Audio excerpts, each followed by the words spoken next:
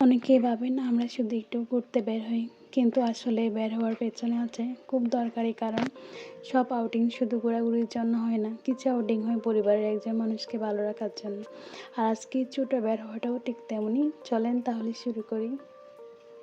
দিনের সব কাজ শেষ করে সন্ধ্যা নামলেই মাঝে মাঝে আমরা একটু বের হই। বাইরে থেকে দেখলে হয়তো খুব সাধারণ একটা মুহূর্ত মনে হবে, কিন্তু আমার কাছে এই সময়গুলো খুব স্পেশাল।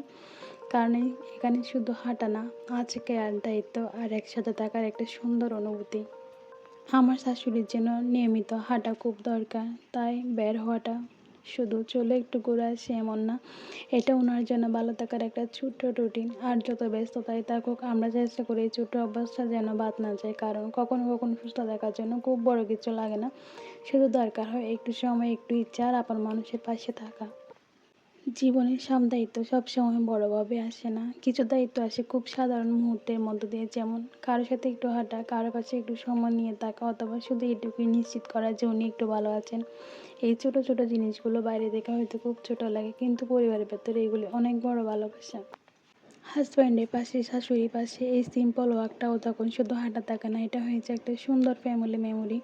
কোনো বড় আউটিং না, কোনো স্পেশাল প্ল্যান না, তবে এই সাধারণ সময়গুলোর মাঝে একটা অন্যরকম শান্তি থাকে। মাঝে মাঝে মনে হয় জীবনের সবচেয়ে সুন্দর মুহূর্তগুলো আসলে এমনই, খুব সিম্পল কিন্তু গভীর। আমরা অনেক সময় ভাবি সুখ মানে হয়তো বড় কিছু, কিন্তু আসলে দিনের শেষে মনটা শান্ত করে দেয় এমন মুহূর্তগুলো অনেক সাধারণ হয়। একটু সন্ধ্যা হওয়া, একটু রাস্তায় নরম আলো, প্রিয় মানুষের সাথে কিছু নীরব পথ চলা, এই জিনিসগুলো একদিন সবচেয়ে বড় বেশি মনে পড়ে। আর তখন বুঝি কেয়ার মানে সবসময় বড় কিছু না, পাশে থাকাটাই অনেক। ভিডিওর মধ্যখানে সবাইকে অনুরোধ করব, যারা আমার চ্যানেলে নতুন এবং পুরাতন রয়েছেন, সবাই প্লিজ একটি করে লাইক দিন যদি আপনাদের ভিডিওর একটি অংশ ভালো লেগে থাকে। আর যারা আমার চ্যানেলে নতুন এসেছেন তাদেরকে ওয়েলকাম, তারা প্লিজ সবাই একটু সাবস্ক্রাইব করে দিবেন। আশা করি আপনারা সাথে থাকবেন আমার। কথা বলতে বলতে যদি আমি কোনো কিছু ভুল বলে ফেলি বা কিছু আপনাদের অপ্রাসঙ্গিক মনে হয়, তাহলে প্লিজ একটু কমেন্ট ডিসটেন্স দেখবেন। আসলে এখানে একটু হাঁটতে গিয়ে আমরা কয়েকটা ছবিও তুলেছিলাম, আর এখানে অনেক সুন্দর সুন্দর ফুল ছিল।